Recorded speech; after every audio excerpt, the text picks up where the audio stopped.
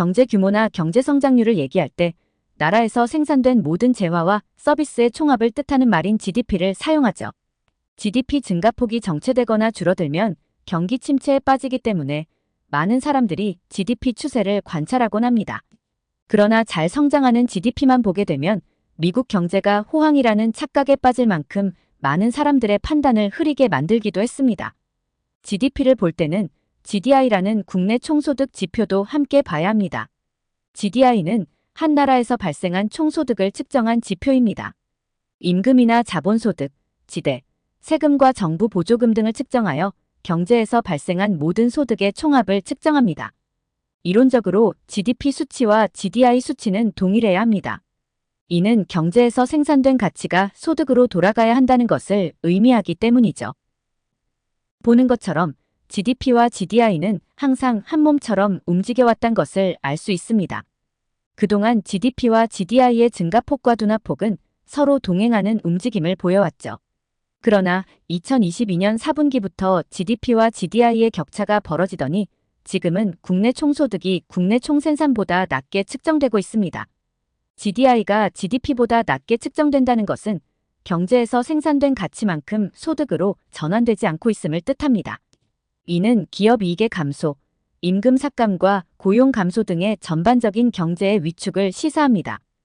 또 경제에서 생산된 재화와 서비스의 양이 소득으로 전환되지 않은 것은 수요와 공급 간의 불일치를 나타낼 수 있죠. 생산은 많이 해냈지만 수요 부족으로 경기 침체의 신호로 해석할 수 있는 상황이기도 합니다. 2008년 금융위기 전후를 살펴보면 이때에도 GDP와 GDI의 격차가 벌어지는 시기였습니다. 자세히 살펴보면 2005년부터 2007년에 오히려 GDP보다 GDI가 높게 측정되던 시기였죠. 국내 총소득이 국내 총생산보다 높다는 것은 경제가 진정한 호황 국면이라고 할 수 있습니다.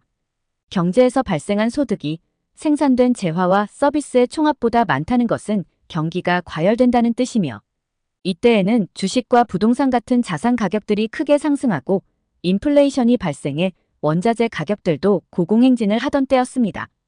다시 지표로 돌아오면 금융위기가 터지기 전인 2007년부터는 오늘날과 비슷한 GDI가 GDP보다 적게 측정되던 시기였습니다. 현재는 금융위기 당시 이상으로 미국의 국내 총소득이 GDP보다 낮게 측정되는 기간이 유지되고 있습니다. 소득이 뒤따라가지 않는 GDP 성장은 허상입니다. 국내 총소득 발표의 특징은 GDP보다 정보의 취합과 발표가 느리다는 것입니다. 계속 GDI가 하향된 발표로 확정치가 나오면 앞으로 나올 GDP의 속보치나 잠정치도 하향 수정될 가능성이 있게 됩니다.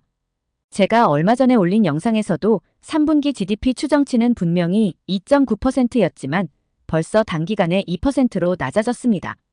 GDP의 속보치는 초기 경제활동 데이터를 기반으로 하기 때문에 시간이 지날수록 추가 데이터에 의해 수정될 수 있습니다. 경제 분석가들과 정책 결정자들은 GDI와 GDP 차이를 고려하여 경제 상황을 평가합니다. 최근처럼 GDI가 GDP보다 경제 침체를 더 명확히 나타내는 경우 이를 반영하여 GDP 수치의 재조정이 있을 수 있으며 지금 미국 연준의 움직임처럼 통화 정책의 변화를 시사할 수도 있던 것입니다.